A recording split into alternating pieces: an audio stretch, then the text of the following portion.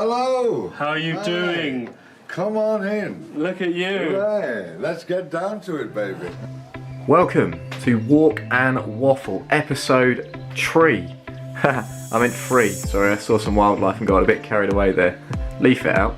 Anyway, so I thought it would only be a great start to start talking about the causes of injuries and how to recover from them from a perspective of psychology and a bit of nutrition.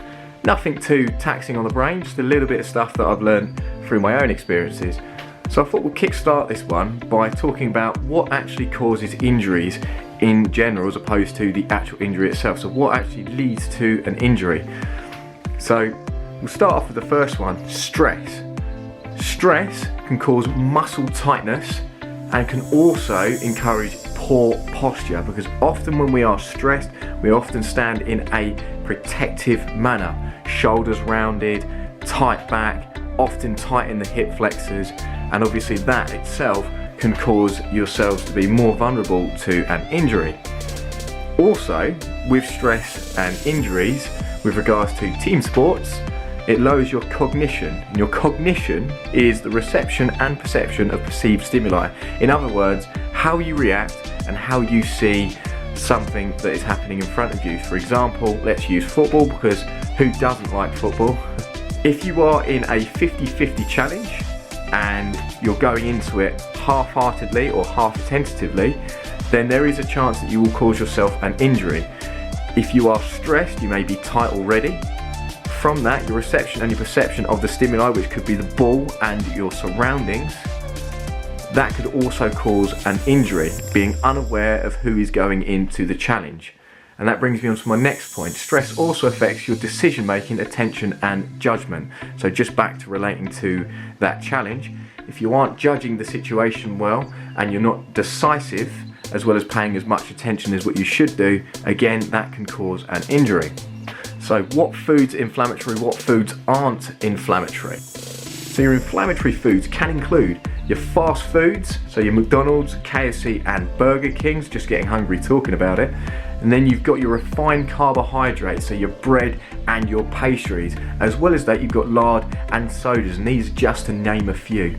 The anti-inflammatory foods, the foods that are going to lower the risk of you getting injured and increase your recovery rate, will be foods such as tomatoes, nuts, such as almonds and walnuts, to name a few, leafy greens, fatty fish such as salmon, mackerel, sardines and tuna, as well as some fruits such as strawberries and blueberries. These are all anti-inflammatory foods, and these will help with your recovery as well as lower the risk of you becoming injured or inflaming any areas.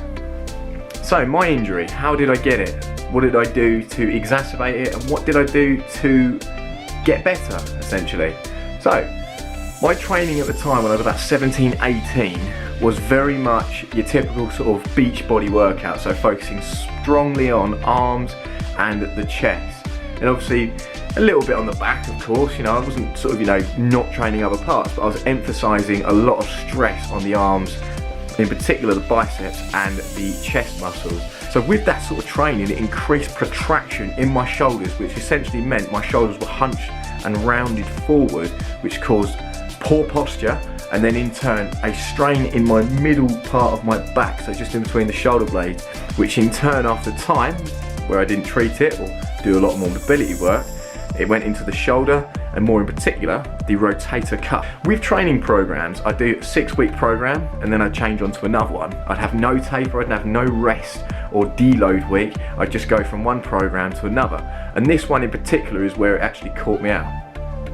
So I went from bulking and then decided to go straight into cutting, so cutting body fat, lowering the calories, and ideally I'd be doing higher reps and a little bit more cardio. That was the sort of general consensus back in those times that we believed. What I actually did instead was I lowered my calories. I tried cutting out as much rubbish food as possible, but I kept the load heavy. So I kept doing 1 rep maxes, more in particular on the bench press, every single week. And as you know, with the body in recovery, by time, that started to cause a lot of strain in my upper body, more in particular my shoulders, rotator cuff. Beyond that, speaking of diet and calorie intake, I was eating a lot of calories at the weekend, so fast foods and alcohol, and that increased inflammation in the joints as well as dehydration in the joints as well.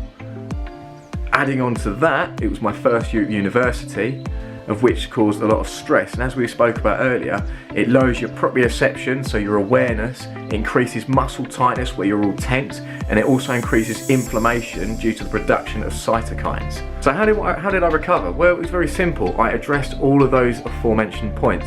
So with my training, I lowered the load obviously to start recovery, and I started doing a lot more postural based exercises, and exercises that wouldn't actually add any more stress onto my rotator cuff that wasn't necessary. So my physiotherapist told me at the time that I should follow a pain scale, 1 being no pain and then 10 being the most amount of pain I've ever experienced.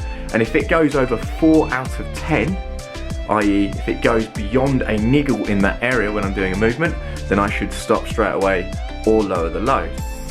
What I also found was I was doing exercises such as the floor press, so my elbow was not surpassing past the torso area, because if you do that and you sort of push from an angle where your elbow is beyond your torso, that can also cause a strain in the rotator cuff if there is already one there. I lowered my alcohol intake, which in turn not only reduced inflammation, but it also increased my sleeping and my recovery rate. As well as that, it reduced stress, which was also a benefit of not drinking and not having so many fast foods. And in time, I started to recover, I started to get better.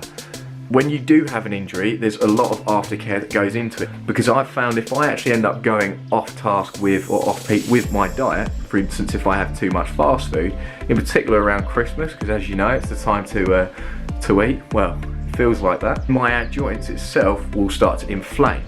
And that again is obviously because of the certain foods that you have that cause inflammatories that we mentioned in the earlier point.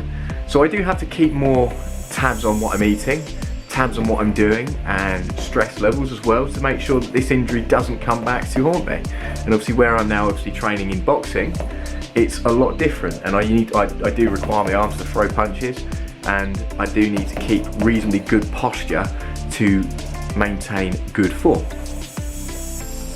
Hello all, hope you enjoyed my latest video. Please like, rate, subscribe, comment beneath any suggestions as to what you'd like to see in the next Walk and Waffle, and I hope to see you guys on the next one. Peace.